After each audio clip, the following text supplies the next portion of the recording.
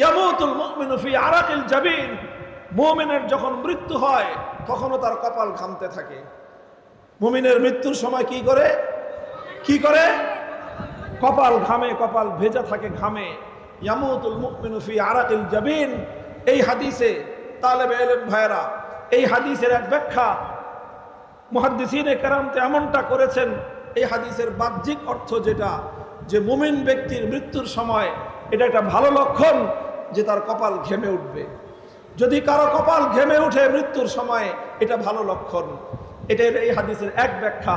এই হাদিসের অপর ব্যাখ্যা হলো ইয়ামুতুল মুমিনু ফি আরাকিল জাবিন, যে মুমিনের মৃত্যু হয় এমন যে তখনও সে আল্লাহর দ্বীনকে নিয়ে কোনো একটা প্ল্যান করতেছিল, দ্বীনের কোনো কাজকে নিয়ে সে পরিকল্পনা করতেছিল, সে কোনো একটা চিন্তা করতেছিল যে আজ তো এটা করলাম, আগামীকালকে আমার কি করতে হবে, পরশু আমার কি করতে হবে, আগামী বছর আল্লাহর দ্বীনের জন্য আমার কি করতে হবে।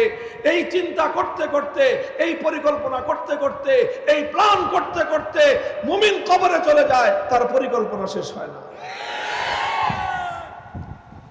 দুনিয়াদাররা দুনিয়ার প্ল্যান করতে করতে দুনিয়া থেকে বিদায় নেয়, ইমানদাররা ইমানের প্ল্যান করতে করতে দুনিয়া থেকে বিদায় নেয়। দুনিয়াদাররা দুনিয়া কামাই করার পরিকল্পনা করতে করতে দুনিয়া থেকে বিদায় নেয়। আল্লাহওয়ালারা আল্লাহর দ্বীনকে নিয়ে পরিকল্পনা করতে করতে কবর পর্যন্ত চলে যায়, তার পরিকল্পনা 100 বছর 1000 বছর পর্যন্ত বাস্তবায়িত হতে থাকে। মুহতারাম হাজিরিন, এই জন্য আমার প্রথম কথা আপনাদের প্রতি, আমার প্রতি, উসিকুম ওয়া নাফসি, সর্বপ্রথম পয়গাম, সর্বপ্রথম শিক্ষা হলো এই যে পরিকল্পনা করেন, চিন্তা করেন, বড় বড় পরিকল্পনা বানান, বিশাল পরিকল্পনা, দুনিয়ার জন্য না, আল্লাহর জন্য। কার জন্য? বলবেন যে হুজুর এত বড় পরিকল্পনা করে লাভ হবে কি, আমি কি বাস্তবায়ন করতে পারবো? আরে ভাই, বাস্তবায়ন করতে পারি আর না পারি, কাসেম নানুতুবি রহমতুল্লাহ আলাইহি, হাজী ইমদাদুল্লাহ মুহাজির মক্কি রহমতুল্লাহ আলাইহি পরিকল্পনা করে গিয়েছেন, সবটা তারা বাস্তবায়ন করতে পারেননি, আজও তাদের পরিকল্পনা বাস্তবায়িত হচ্ছে। পরিকল্পনা সব আমারটা আমার বাস্তবায়ন করে যেতে হবে এটা কোনো জরুরি না। শামসুল হক ফরিদপুরি রহমতুল্লাহ আলাইহি এক পরিকল্পনা দিয়ে গিয়েছেন, উনি চলে গেছেন 1960-এর দশকে, আজও পর্যন্ত হযরত ফরিদপুরির পরিকল্পনা বাস্তবায়ন চলছে। মুমিন পরিকল্পনা করো, কোথাও গিয়ে রুদ্ধ হয়ে যাওয়া যাবে না, কোথাও গিয়ে থমকে দাঁড়ানো যাবে না, কোথাও গিয়ে স্থির হওয়া যাবে না, চলতেই থাকতে হবে, চলতেই থাকতে হবে, চলতেই থাকতে হবে, যতক্ষণ পর্যন্ত আমার দেহে প্রাণ আছে, যতক্ষণ পর্যন্ত আমার হৃদয়ে স্পন্দন আছে, ততক্ষণ পর্যন্ত জান্নাতের দিকে আমার পথ চলা অব্যাহত থাকতে হবে। এটা হলো একটা মৌলিক কথা আমি বললাম, মৌলিক পরিকল্পনার কথা। আল্লাহ আমাদেরকে তৌফিক দান করেন। কাজে দুনিয়ার লোভ করা যাবে না, আখিরাতের লোভ বাদ দেওয়া যাবে না। হযরত রাসূল আকরাম সাল্লাল্লাহু আলাইহি ওয়াসাল্লামের জীবনটা এই মূল নীতির উপর প্রতিষ্ঠিত ছিল।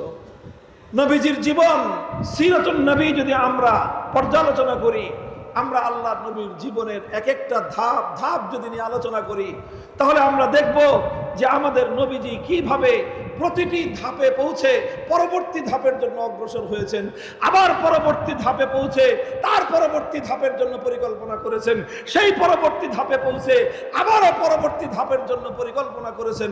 করতে করতে করতে করতে শূন্য থেকে এক বিশাল মহিরুহ তৈরি করে আল্লাহর নবী দুনিয়া থেকে বিদায় নিয়েছেন। এমন এক প্ল্যান দিয়ে গিয়েছেন যেই পরিকল্পনা আজও উম্মতে মুহাম্মাদিয়া বাস্তবায়ন করতেছে। কিয়ামত পর্যন্ত আমার নবীর দেওয়া প্ল্যান এবং পরিকল্পনা বাস্তবায়নের জন্য আমাদের এই ছুটে চলা চলতেই থাকবে ইনশাআল্লাহ। দেখেন, আমার নবীর কথা আমি বলেছিলাম, এই গত 6 তারিখ আপনি এসেছিলাম খুলনায়, কিছু আলোচনা সেদিন করেছিলাম, ওই আলোচনার আবার কিছুটা অংশ আজকে আমি আলোচনা করতেছি। আল্লাহ রাসূল সাল্লাল্লাহু আলাইহি ওয়াসাল্লামকে আল্লাহ পাক মক্কায় পাঠালেন। 13 বছর পর্যন্ত মক্কা শরীফে মেহনত করলেন। কিছু মানুষ তৈরি হলো, কিছু মানুষ কালেমা পড়লো, যারা মূর্তি পূজা করত তারা এক আল্লাহর সিজদা করতে আরম্ভ করলো, যারা লাত মানাত উজ্জার সামনে মাথা নত করত তারা আল্লাহর সামনে সিজদায় অবনত হতে আরম্ভ করলো। কিছু মানুষ তৈরি হলো, ঘরে ঘরে ঈমানের দাওয়াত পৌঁছলো, কিছু মানুষ দ্বীনকে কবুল করলো, ঈমানকে কবুল করলো। ঈমান কবুল করেছে, বাস নবীজি মনে করেন নাই যে কিছু মানুষ তো কালেমা পড়ছে, এবার আমি থামতে পারি না। আমার নবী এখানে থেমে যান নাই। যারা কালেমা পড়েছে, কালেমা পড়ার সাথে সাথে তাদের দ্বীনের তালিম এবং তরবিয়তের জন্য হযরত আরকাম ইবনে আবিল আরকাম রাদিয়াল্লাহু তাআলা আনহুর ঘরের মধ্যে মাদ্রাসা খুলেছেন। নৈশ মাদ্রাসা, দিবস মাদ্রাসা, দিবাকালীন মাদ্রাসা, সান্ধ্যকালীন মাদ্রাসা, আপনার প্রভাতকালীন মাদ্রাসা, নানা সময়ে, কখনো সকালে, কখনো রাতের অন্ধকারে, কখনো গধূলির আলোতে, কখনো দিনের আলোয়, কখনো গভীর রাতে, যখন যার পক্ষে সম্ভব হয়েছে হযরতে আরকাম রাদিয়াল্লাহু তাআলা আনহুর বাড়িতে আল্লাহর পয়গম্বর তাদেরকে এনে এনে দ্বীনের তালিম শিখিয়েছেন। নবীজি মানুষ কালেমা পড়েছে, ঈমান গ্রহণ করেছে, এতেই নবীজি তৃপ্ত হয়ে যাননি, সামনে অগ্রসর হয়েছেন। এই লোকগুলো যখন তৈরি হতে হতে 13 বছর পর্যন্ত মক্কার মাটিতে একটা উল্লেখযোগ্য পরিমাণ মানুষ কালেমা পড়লো, ইসলাম গ্রহণ করলো, সত্যকে গ্রহণ করলো, হকের দাওয়াত কবুল করলো। আল্লাহর নবী এটা চিন্তা করেন নাই যে বাস 13 বছর চেষ্টা করেছি, যাদের কপালে হেদায়েত ছিল হেদায়েত কবুল করেছে, যাদের কপালে হেদায়েত নাই তারা হেদায়েত কবুল করে নাই, কাজে আমি এখন ক্ষান্ত দেই। নবীজি এমন চিন্তা করেছিলেন?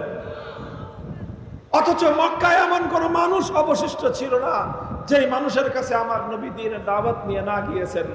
এমন কোন মানুষ খুঁজে পাওয়া যাবে না যার কাছে রাতের অন্ধকারে, দিনের আলোতে, সকালবেলায়, সন্ধ্যাবেলায় একবার, দুইবার, শতবার, হাজারবার দ্বীনের দাওয়াত নিয়ে, কালেমার দাওয়াত নিয়ে যাওয়া হয় নাই। এমন কোন মানুষ, এক ব্যক্তিও মক্কার মাটিতে অবশিষ্ট ছিল না।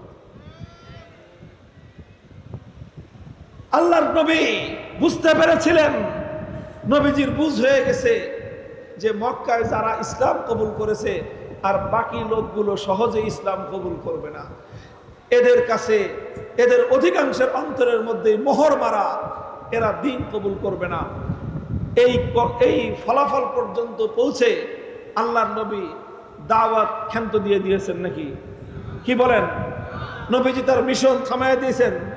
যেহেতু আর মানুষ নতুন করে ঈমান গ্রহণ করার আশা নাই, এই জন্য যতটুকু পারলাম করলাম, বাকি এখন হাত পা ছেড়ে দিয়ে বসে থাকি। আল্লাহর নবী এমন করেছিলেন? বলেন। তাহলে কি করলেন আল্লাহর নবী? নবীজি চিন্তা করলেন, মক্কার মানুষ যেহেতু দ্বীন আর কবুল করতেছে না, যারা করার করে ফেলেছে, তাহলে এবার আমি মক্কার বাইরে চেষ্টা করে দেখি। মক্কায় হয় নাই, বাইরে হবে। নবীজি তায়েফের ময়দানে ছুটে গেলেন, হিদায়াতের দাওয়াত নিয়ে গেলেন, ঈমানের দাওয়াত নিয়ে গেলেন, কালেমার দাওয়াত নিয়ে গেলেন।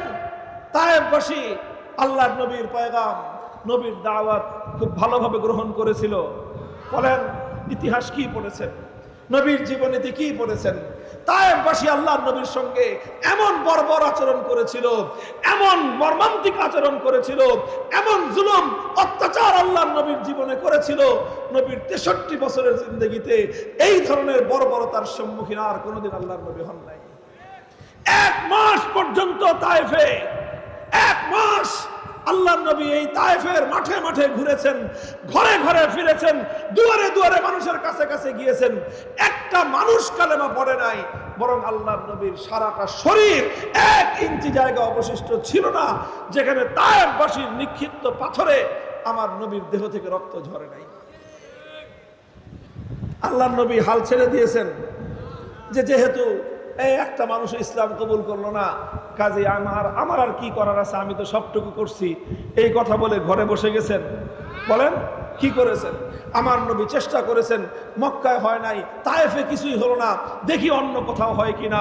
হজের মৌসুম আসলো, আমার নবীজি খুঁজতে থাকলেন নতুন কোনো ক্ষেত্র খুঁজে পাওয়া যায় কিনা। আল্লাহ পাক রব্বুল আলামিন নবীজিকে মিলিয়ে দিলেন এক নুরানি কাফেলা, 6 জন মানুষের একটা কাফেলা। হজের মৌসুমে তাদের সঙ্গে আল্লাহর নবীর সাক্ষাৎ হয়ে গেল। আকাবার মধ্যে মিনার ময়দানে 6 জন মানুষ, তারা হলো ইয়াসরিব, মদিনার পুরাতন নাম। আল্লাহর নবী তাদের কাছে দ্বীনের দাওয়াত পেশ করলেন। আল্লাহর মেহেরবানি, এখানে 1 মাস যাদের পিছনে ঘুরে ঘুরে একটা লোককে কালেমা পড়াইতে পারলেন না, যেখানে মক্কার মাটির মানুষের কাছে শতবার, হাজারবার গিয়েও বহু মানুষের মন গলাতে পারলেন না, সেখানে মদিনার 6 জন মানুষ একদিন কথা বললেন, 1 ঘন্টা কথা বললেন, 6টা মানুষ কালেমা পড়ে ফেলল। মেহনত এক জায়গায় করলেন, আল্লাহ ফলাফল আরেক জায়গায় দিলেন।